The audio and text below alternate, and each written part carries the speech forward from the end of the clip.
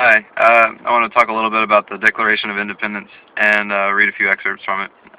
You're probably mildly familiar with this document.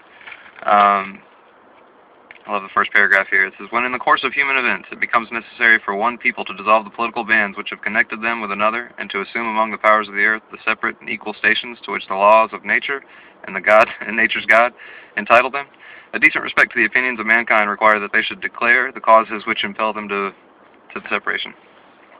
So I'll do that here, because we need to separate our bonds again.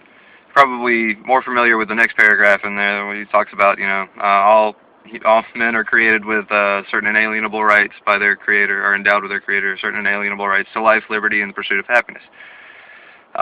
Life and the pursuit of happiness are kind of rather abstract ideas, but liberty is a very clear-cut idea, right? Liberty is basically just freedom from other people's freedoms. We talked about that in another video. And liberty is when you're protected by laws that govern murder, theft, infringement on your personal freedoms. So if you're protected from other people's freedoms to do those kind of things, then you have liberty, right? So you can do whatever you want unhindered by someone else's freedom, right?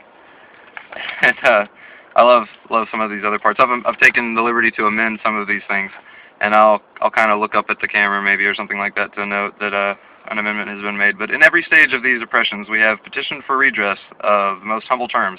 Our repeated petitions have been answered only by repeated injury. A president whose character is thus marked by every act which may define a tyrant, is unfit to be the ruler of free people. Nor have we been wanting to, in the attention of our American brethren, we have been warning them from time to time of attempts by our legislation to extend an unwarrantable jurisdiction over us. We have reminded them of the circumstances of our immigration and settlement here, and we have appealed to their native justice and magnanimity, and have conjured them by them the ties of our common kindred to disavow these usurpations, which would inevitably interrupt our connections and correspondence. They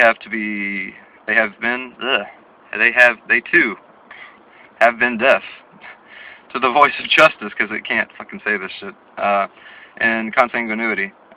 We must therefore acquiesce in the necessity for which announces our separation, and hold them, as we hold the rest of mankind, enemies in war and in peace, friends.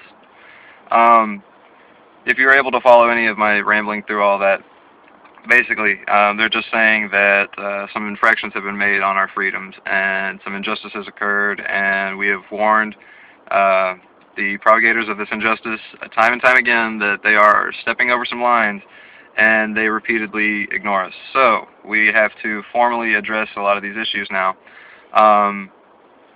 Big one in my mind in the United States today is the violation of liberty, right? So the Declaration of Independence, while a lot of people see it as just a common formal separation from the British Parliament, really what it was is it's establishing the first law of the land of the United States. The Constitution, all the Constitution really does is outline the limitations of government. Nowhere in the Constitution does it say that the government is allowed to violate your right to life, liberty, and pursuit of happiness.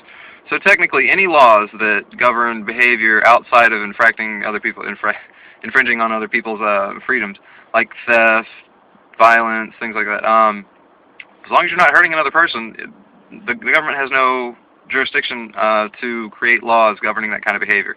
The war on drugs, any kind of gay marriage bans, any other laws that affect the way that people live their lives without hurting other people, there's no constitutional basis in the United States for the government to draft any kind of laws or enforce any kind of laws like that. So all these laws are completely unconstitutional. It's easy to see how we've kind of gotten away from these values of liberty. Our great republic didn't even really last 100 years. It's funny, you'll note in certain parts of the Declaration how they don't capitalize the word united in United States of America. But nowadays we don't really call ourselves the United States too much. We just generally call ourselves America. This is due to the huge push for this nationalist movement that came through the United States around the time of the Civil War. There was a big rise of nationalism in Europe, and our country was kind of falling apart, so it didn't really look good. We kind of needed to reunite the Union, and from then on out, we were no longer the United States of America. We were kind of just America. So we lost a lot of states' rights, lost a lot of power from that we had, that we ended up giving over to the federal government at that point, and it really kind of changed the way that America moves going forward.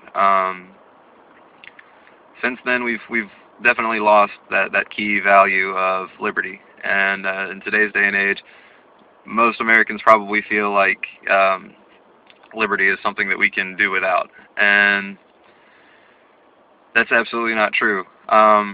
Historically, when you infringe on other people's liberty, they retaliate.